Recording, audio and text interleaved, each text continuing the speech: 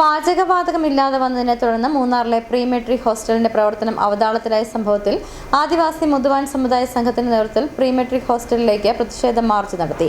Hostel കവാടത്തിൽ police March തടഞ്ഞത് നേരിയ സംഘർഷത്തിന് ഇടവരുത്തി. തുടർന്ന് നടന്ന പ്രതിഷേധ സമരം ആദിവാസി മുതുവാൻ സമുദായ സംഘം സംസ്ഥാന പ്രസിഡന്റ് പാൽരാജ് ഉദ്ഘാടനം ചെയ്തു.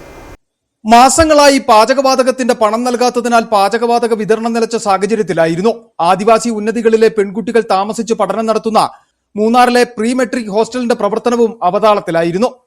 പാചകവാതകമില്ലാതെ വന്നതോടെ കുട്ടികൾക്കുള്ള ഭക്ഷണ വിതരണം താളം തെറ്റി. തുടർന്ന് രക്ഷിതാക്കളെത്തി കുട്ടികളെ വീടുകളിലേക്ക് കൊണ്ടുപോയിരുന്നു. ഈ സംഭവത്തിലാണ് ആദിവാസി മുതുവാൻ സമുദായ സംഘം പ്രതിഷേധവുമായി രംഗത്തെത്തിയിട്ടുള്ളത്. സംഭവത്തിൽ പ്രതിഷേധിച്ച ആദിവാസി മുതുവാൻ സമുദായ സംഘത്തിന്റെ നേതൃത്വത്തിൽ പ്രീ മെട്രിക് ഹോസ്റ്റലിലേക്ക് പ്രതിഷേധ മാർച്ച് നടത്തി. ഹോസ്റ്റൽ കവാടത്തിൽ പോലീസ് മാർച്ച് തടഞ്ഞത് നേരിയ സംഘർഷത്തിന് ഇടവരുത്തി.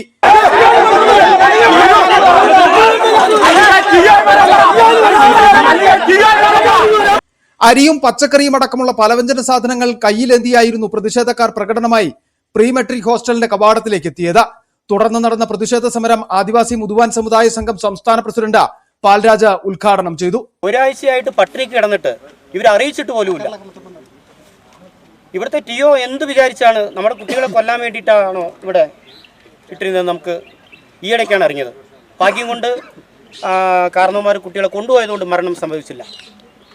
അപ്പോൾ ഗവൺമെൻറ് ശമ്പളം കൊടുത്ത് ഇവരെ ഇരുത്തിയേക്കുന്നത് ഇവിടെ നമ്മുടെ കുട്ടികളെ പഠിപ്പിക്കാനാണ്.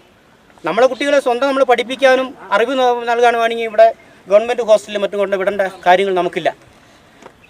നമുക്ക് വേണ്ടി ഗവൺമെൻറ് ഹോസ്റ്റലും പ്രീ മെട്രിക് ഹോസ്റ്റലുകളെല്ലാം MRS അതുപോലെ തന്നെ ചെയ്ത് ഇത്രയും ഫണ്ടുകൾ മുടക്കി ചെയ്തു വെച്ചേക്കുന്നത് നമ്മുടെ കുട്ടികളെ പഠിപ്പിക്കാനും അതിൽ പാവപ്പെട്ട കുട്ടികളെ മറ്റ് ST കുട്ടികളും മറ്റ് കുട്ടികളെ നല്ല പഠിപ്പിക്കാൻ വേണ്ടിയിട്ടാണ്.